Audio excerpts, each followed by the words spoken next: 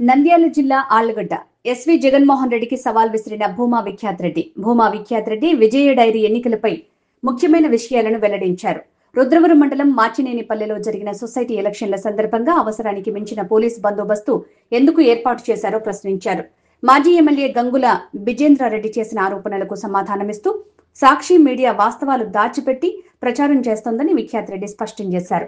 ఎవరికీ ఎన్నికలను అడ్డుకోవాలనే ఉద్దేశం లేదని, పోలీస్ డిపార్ట్మెంట్ కూడా ఎలాంటి సహకారం అడగలేదని తెలిపారు. విచ్చేసిన పత్రికా సోదరులకి ప్రతి ఒక్కరికి కూడా నా హృదయపూర్వకమైన నమస్కారాలు తెలియజేసుకుంటున్నాను. మరి ఈరోజు మీ అందరికి తెలిసినట్టుగానే మాచినేనిపల్లిలో ఈరోజు విజయ డైరీకి సంబంధించి ఒక సొసైటీ ఎలక్షన్ అనేవి ఈరోజు జరుగుతుంది. దాంట్లో ఎస్వి జగన్మోహన్ రెడ్డి ఎవరైతే విజయ డైరీ చైర్మన్గా ఉన్నాడో ఆయన ఈరోజు నామినేషన్ వేయాల్సిన పరిస్థితి ఉన్నది. మరి దాని ప్రక్రియలో ఈరోజు చాలా చోట్ల ఆలగడ్డలో విజయ డైరీ ఎన్నికలు ఎన్నో సంవత్సరాలుగా జరుగుతూ వచ్చినాయి. కానీ ఏ రోజు కూడా ఇంత పోలీస్ బందోబస్తు, ఇంత హడావిడి ఏ రోజు జరగలేదు. ఈరోజు ఎందుకు జరిగిందో, ఏం జరిగిందో ఈ బ్లూ మీడియా కానీ వైసీపీ నాయకులకు కానీ ఒక అలవాటు అయిపోయింది. ఏది జరిగినా దాన్ని తిప్పి తెలుగుదేశం పార్టీ కానీ ప్రభుత్వం కానీ తప్పు అన్నట్టుగా ఈరోజు చిత్రీకరిస్తున్నారు. ఈరోజు వీళ్ళు చేసే ఈ దుష్ప్రచారాలకు అన్ని ఖచ్చితంగా ఎప్పటికప్పుడు అండగట్టేదే మా ఒక లక్ష్యం. ఈరోజు నేను చూశాను, మాజీ ఎమ్మెల్యే అయిన గంగుల బిజేందర్ రెడ్డి ఈరోజు ప్రెస్ మీట్ పెట్టి సాక్షి టీవీలో ఈరోజు నేను ఆయన మాట్లాడటం చూశాను.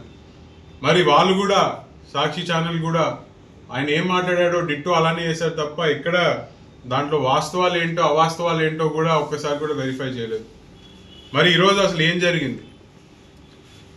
ఎస్వి జగన్ మరి ఇంకో డైరెక్టర్ ఏమో అక్కడ మాచినేనిపల్లి నుంచి దిగినాడు. వీళ్ళిద్దరూ ఒక ఎలక్షన్ ఆఫీసరు అక్కడ లోకల్గా వాళ్ళ డైరెక్టర్లు ఎవరైనా పోయిందంటే పెద్ద ఇష్యూ అయ్యేది కాదు. కానీ మాజీ ఎమ్మెల్యే గంగుల బిజేందర్ కానీ వాడోడో విజయ్ అని ఒకడు ఉంటాడు, వాళ్ళ ఇంట్లో బంధువు ఒకడు, వాడు వీళ్ళందరూ తాలూకా మొత్తం ఫోన్ చేసి జనాల్ని మొబిలైజ్ చేసి ఒక ఘర్షణ వాతావరణం అక్కడ సృష్టిద్దామని చెప్పి చూశారు. అధికారం లేనప్పుడే ఏ రోజు వీళ్ళకి భయపడలేదు.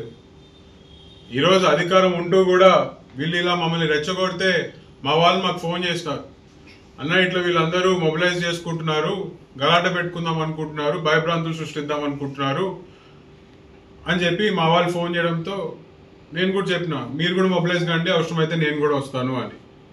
న్యాచురల్గా పోలీస్ డిపార్ట్మెంట్ గత ప్రభుత్వంలో అయినా ఈ ప్రభుత్వంలో అయినా న్యాచురల్గా పోలీస్ డిపార్ట్మెంట్ ఏం చేస్తుంది, వాళ్ళని రానియకుండా మమ్మల్ని రానియకుండా హౌస్ అరెస్ట్లు చేస్తారు. ఆ ప్రక్రియలో భాగంగానే నన్ను హౌస్ అరెస్ట్ చేశారు. 2 సిఐలు, ఒక ఎస్ఐ, టాస్క్ ఫోర్స్ వాళ్ళు వచ్చి ఇంట్లో పొద్దునుంచి ఇప్పటి వరకు మరి ఇంట్లోనే ఉండి నన్ను కూడా ఎక్కడ బయటికి వెళ్ళనీయకుండా ఈరోజు ఆపారు. కానీ ఈరోజు వీళ్ళు చెప్పేదేంటి? ఎన్నికల్ని అడ్డుకోవడానికి ఈరోజు పోలీస్ డిపార్ట్మెంట్ని మేము అడ్డు పెట్టుకుంటున్నాం అనుకోని ఈరోజు వాళ్ళు చేసే ప్రధానమైన ఆరోపణ. పోలీస్ డిపార్ట్మెంట్ని కనుక మేము వాడుకొని చేసుంటే ఎస్వి జగన్ని మేము హౌస్ అరెస్ట్ చేసి ఉండాలి. కానీ ఈరోజు చాలా స్పష్టంగా నేను చెప్పదలుచుకుంది ఏంటంటే, ఎవరు కూడా ఏ ఒక్క పోలీస్ డిపార్ట్మెంట్ కూడా ఎస్వి జగన్ని హౌస్ అరెస్ట్ చేయాల. చేసిందంతా గంగులోలని చేసినారు. ఈ మాయన్బావుడు వెళ్ళి గంగులోల ఇంట్లో పడుకోవడం వల్ల గంగులోల ఇంటికి వెళ్ళి వాళ్ళని హౌస్ అరెస్ట్ చేసినట్టు తప్ప ఎస్వి జగన్ ని ఏ ఒక్క పోలీస్ అధికారి కూడా నువ్వు ఈ రోజు ఎలక్షన్ లో నామినేషన్ వేయడానికి కుదరదు, ఆ ఊరికి వెళ్ళడానికి కుదరదు అని ఏ ఒక్క పోలీస్ ఆఫీసర్ కూడా చెప్పలేదు. వాళ్ళు చెప్పిందల్లా ఈ ఎస్వి జగన్ ఏదైతే ఉన్నాడో కోర్టుకు వెళ్ళి మాకు ఎలాంటి పోలీస్ సపోర్ట్ అవసరం లేదు, ఏ ఒక్క పోలీస్ సహకారం కూడా మాకు పని లేదు మా విజయ డైరీ ఎలక్షన్స్ అని చెప్పి కోర్టుకు వేసినందువలన మేము ఊరు బయట బందోబస్తుగా ఉన్నాము. సెక్యూరిటీ అయితే మీరు వెళ్ళి అట్ యువర్ ఓన్ రిస్క్ మీరు వెళ్ళి నామినేషన్ వేసుకోండి అని చెప్పి చాలా స్పష్టంగా డిఎస్పీ గారు చెప్పారు. మరి ఈయన భయపడి గంగులోళ్ళు వెనకెళ్ళలేకపోతే ఈయన ముందరికి వచ్చే పరిస్థితి లేదేమో. వాళ్ళని ఎప్పుడైతే హౌస్ అరెస్ట్ చేసి ఈయనను పొమ్మన్నారో ఊర్లోకి వచ్చి నామినేషన్ వేసే పరిస్థితిలో కూడా లేదు.